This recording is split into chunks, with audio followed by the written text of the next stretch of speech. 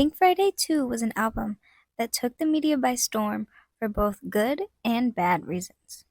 The entire roller coaster ride leading up to the album's release was heavily criticized by many.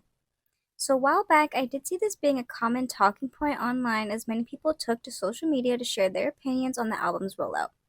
I do think enough time has really passed that we can give this rollout a proper look.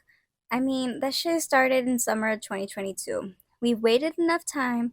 Let's finally talk about the Pink Friday 2 rollout. So, back in August of 2022, Nicki Minaj officially kicked off her Pink Friday 2 era with the release of its lead single, Super Freaky Girl. The song samples Rick James' Super Freak and went on to be one of Nicki's biggest singles of her career. When I tell you this song was everywhere, I'm telling you this song was everywhere. There were viral TikTok audios. I remember there was this whole trend on TikTok of people telling their own personal stories over the beat of this song. I mean, this song was inescapable in the summer of 2022. It eventually went on to reach the number one spot on Billboard and broke countless records. Nicki definitely started her era out pretty strong with this one. Now, there was a bit of a wait between this song and Nicki's next single, Red Ruby the Sleaze, which didn't come out until over 6 months after Super Freaky Girl came out. Of course, Nicki was still featured on some songs in between this, but we still hadn't received any solo music. There was still quite a bit of stretch with no additional Nicki Minaj music at this time. Red Ruby the Sleaze was released in early March of 2023 and was met with tons of love from fans. The song itself, it did what it had to do. I believe Nicki said it was just a throwaway track for her and she just kind of used it as a promotional single for the album, and I definitely think it did just that. Red Ruby eventually had a video drop, which was cute. I think Nicki looked great. She went on to perform this song at various gigs and award shows. I think the track really got people hyped for the album. Following the release of Red Ruby the Sleaze, Nicki went on a feature run, which she commonly does before a big release of hers. We got some fire features from Nicki during this run, Princess Diana remix with Ice Spice. She hopped on the Pound Town 2 remix with Sexy Red. Nicki had the studio on fire. We also got songs like Alone with Kim Petras and Endless Fashion with Lil Uzi Vert, which were received pretty positively from fans. In June, Nicki Minaj officially announced that she had picked a date for her highly anticipated fifth studio album. She initially tweeted that the album would be released on October 20th of 2023. This got everyone, and I mean everyone, not just the barbs, talking. It was official. Nicki Minaj's fifth studio album is almost here. Well, kinda.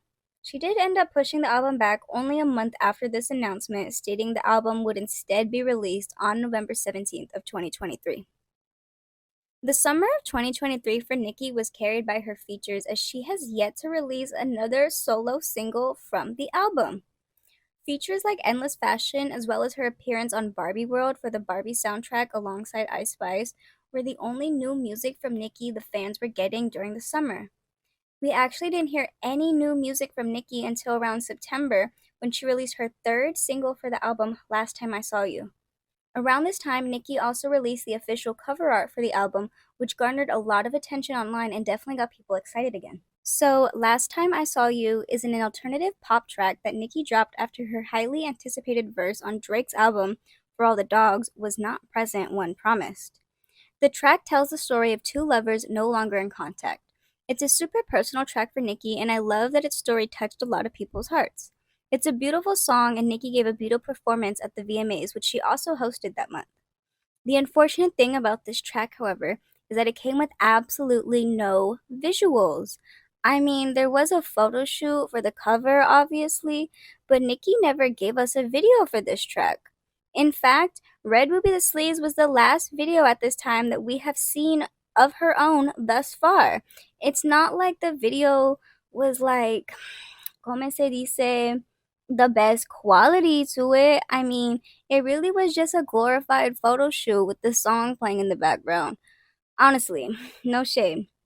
So, with the album at this point supposed to drop in 2 months, fans were starting to get nervous for how the album would do upon its release. But fans were to worry not, as Nicki eventually announced the following month in October that she was actually going to push the album back once more, about 3 weeks to drop on her birthday, December 8th. This did get a mixed reaction from some people as they were kind of disappointed. They were anticipating a November release. But on the other hand, some people were happy as they believed this would give Nicki more time to overall prepare. Nicki continued to promote her album online via posts on Twitter and her Instagram. She was even hosting a Pink Friday every Friday up until the release of the album to get fans excited and engaged. She was dropping some of her scrap songs. She was doing a lot of behind the scenes stuff. She was definitely working, but fans were still hungry for another single, a music video, just anything from Nicki. Nicki did feed her fans in various ways, though. Throughout the month of November, promotion for Nicki and Pink Friday 2 were at an all-time high. During this month, Nicki released the routing for her tour. She dropped the Pink Friday 2 perfume in stores and online. She was on the cover of Vogue for the very first time in her career, which is amazing. Nicki was was expanding her brand like crazy during this time.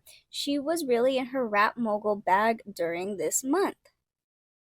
So while Nicki was cooking up all these things for her brand and her fans' enjoyments behind the scenes, I low-key think she forgot to plan the actual promo for the album besides Instagram stories and tweets, of course. So December rolls around, December's here, and the Barbs are growing worried that Pink Friday 2 wasn't gonna receive the media attention they believed it deserved. So what did the Barbs do? The Barbs took it into their own hands. Welcome to Gag City, the AI generated city created by the Barbs to represent Pink Friday 2 and get the general public excited for this album. Only days prior to the album dropping, fans were making AI edits of absolutely everything, from various businesses and corporations within Gag City, all of the celebrities visiting, as well as those banned from the city. Fans were creating their own houses. I mean, everyone was playing like a fucking Nicki Minaj stuff pack from The Sims. Like, it was everywhere online. And honestly, it was a lot of fun to see at first. The entire concept got people outside of Nicki's diehard fanbase excited for this album. So, on December 8th of 2023, Pink Friday 2 finally drops. The album itself was met with some mixed reviews and feelings from both fans and those outside of the Barbs, but nonetheless, the album was out. Side note, I did make another video about Pink Friday 2 in my opinion, so check it out if you're interested in that. Now, the AI concept of Gag City was a huge success online. I mean, it went viral across like every social media platform, and Nicki herself did end up playing into it and continued to use this AI concept post album release. So, for the various singles that Nicki has released after the release of the album, such as Everybody with Lil Uzi Vert and Fuck the Club Up, Nicki seemingly co-signs the fan-generated AI covers as official. She even continues to use AI covers for future new releases for her tracks off the deluxe edition of her Pink Friday, such as Press Play.